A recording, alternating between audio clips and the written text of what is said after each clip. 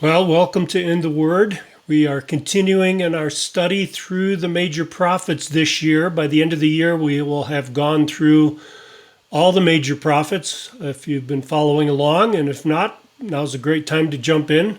We're in Ezekiel chapter 32 today, a chapter I've labeled Egypt's Destiny. This is a fantastic section of Ezekiel that we're getting into. Today we're closing out a section that began in chapter 25, shows God's judgment of all the nations surrounding Israel. And in those chapters, he lingered over the judgment of Tyre and Egypt. And I think why he did that is he is showing how the most economically and militarily powerful nations of the world are ultimately under his control. And we're going to see that throughout this section, throughout this chapter, on into the last part of the book, which talks about the restoration of Israel as well. So we'll see again that God is in charge geopolitically. If you are wringing your hands full of worry about what's happening in the world or what's happening in the nation, rest assured that God is causing all things to take place so that people will search for him, and he's bringing history to its ultimate conclusion by everything that's happening. Verse 1 identifies the date of the prophecy of chapter 32. Very specifically, March 3rd, 585. Now, this is just after the fall of Jerusalem, which happened in August of 586. But it's about 20 years before the Babylonian invasion of Egypt. So this is a prophecy against Egypt. And when the prophecy comes true, and it will come true literally, then the Egyptians and all the world and all those with eyes to see and ears to hear will know that it's the God of Israel that's caused this to happen. I've divided the chapter into two sections. Verses 1 through 16, I've labeled a lament, which is kind of a funeral song. And verses 17 through 30, I've labeled that the descent. And I'll describe why when we get there. But let's take a look at verses 1 through 16. I trust you have your Bible in front of you, as I have mine right here, and I have it up on the screen in front of me as well. So in these verses, I've divided 1 through 16 up into three sections. 2 through 8 is Egypt's fall. 9 through 10 is the reaction. And 11 through 16 is the instrument that God uses to bring about that fall. So let's look at verses 2 to 8. Notice in verse 2, he's talking about a lion here, or a monster. He's describing Egypt as someone who stalks their prey. And a monster, I think what's in view here is an alligator, river animal, and the violent attacks. So it's describing Egypt as both a stealthy predator and a violent attacker. Verse 3, the net that's used there, God says, "Now I will spread my net over you with a company of many peoples." This is Babylon and its allies. That's what he's talking about here. It's a picture of how God is taking Babylon and everyone aligned with them and throwing them over Egypt to take over. Verses 4 through 6 describe how the nation of Egypt is going to be devastated, and 7 to 8 describes what I think to be Pharaoh's demise. I think this is Pharaoh Hophni, I believe. Don't quote me on that. But I think this is describing the demise of the Pharaoh of Egypt and the country as well, as a kind of with cosmic sort of a disaster. It'll be global in its impact. As you can imagine, any nation, any powerful nation that God brings down has a global impact. Verses 9 through 10, we see the reaction of the people that's going to happen here. You know, this is reminiscent of what we see in Revelation chapters 16 and 17, I think, that talk about the fall of economic and political Babylon. We see something here. Many peoples, nations, lands will be reacting to the fall of Pharaoh and Egypt. It's going to be, in other words, an international geopolitical reaction to what happens here.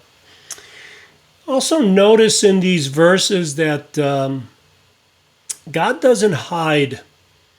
He works on a very public stage, the geopolitical stage of the world. He's clearly visible. He's clearly at work, but only for those who with eyes to see and ears to hear. Those who are looking at what's happening to the world in faith will see God at work. It was true 500 BC, and it's true today that God is at work in the world. He's at work in what we see going on politically in the United States, as well as internationally with Ukraine and Russia, the conflicts in the Middle East, the conflict in the Far East between mainland China and Taiwan, that God is at work in all these things. And in the time of Ezekiel, we see in 11 through 16 who God uses on the world stage to bring about what he intends. Verse 11 identifies the chosen instrument, the king of Babylon, Nebuchadnezzar, is who God will use. Verses 12 through 15 show the scope of the devastation that Nebuchadnezzar is going to bring. It says hordes will fall, pride will be devastated. Look at what's listed there: cattle, man, beasts, and land. Everything's going to be affected and overcome by Nebuchadnezzar in his invasion of Egypt. Note in verse 15 as well, let me read that. When I make the land of Egypt a desolation, and the land is destitute of that which I filled it, when I smite all those who live in it, then they shall know I am the Lord. This is a restraint we've seen throughout Ezekiel. God is revealing himself. We can call Ezekiel, we might label it theologically, as the God who is present. He's present in the world, and ultimately he calls the whole world into accountability to him. Israel is accountable to him for how they keep the law. The rest of the nations of the world are accountable to him for how they treat Israel. And that will continue until the end of history. We see that throughout the book of Revelation. Verses 17 through 30 then begin another section of this chapter that I've labeled the descent. And this is picturing kind of a descent into Sheol, the place of the dead. Verse 17 identifies this as basically 2 weeks after the prophecy in chapter 1, or verse 1, those first verses there. 2 weeks after that prophecy. And verse 18 pictures kind of this funeral march that is escorting Egypt to the place of the dead, to the Sheol, what's called in the Old Testament. And verses 19 through 21, we see the beauty of Egypt. The beauty is being marched down to Sheol. Also the might, this once gorgeous, this once powerful nation, raised up on the world stage by God's hand, is now brought down, and they're being brought down into the place of the dead. Look at verses 22 through 30. Who's waiting for them in the place of the dead? Well, other formerly great and even lesser nations are in Sheol to greet Egypt. Assyria, Elam, Meshach, Tubal, Edom, the Sidonians will all be there waiting for them. It's kind of a macabre picture, but also disturbing. We see throughout the Bible that all of us, not just nations, but individuals, are limited in our lifetime. Like Psalm 90, verse 10 says, as for the days of your life, they contain 70 years, or if due to strength, 80 years. Yet their pride is but labor and sorrow. For soon it is gone and it will fly away. And, I'm at the age now, I'm 65, and I look back on my life and I see how quickly it has gone. I have perhaps another 20 years of effective ministry laying in front of me, and there's an end coming. We're reminded of that in Hebrews 9:27 that says that it is appointed for you and I, for man to die once, and after that comes judgment.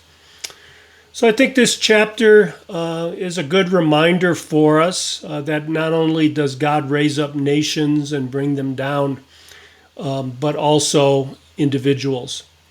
Death is 100% certainty. And brothers and sisters, we are to live in light of that ultimate destiny. We're to live in light of the fact that we will all stand before the judgment seat of the Lord at some point. Like my saying really stuck with me that one of my seminary professors, Dr. Roy Zuck, mentioned in one of his classes, that it's good for man to look into his grave every day. And may we do that. May we live in light of our own death and light of the Lord's coming. God bless you, brothers and sisters.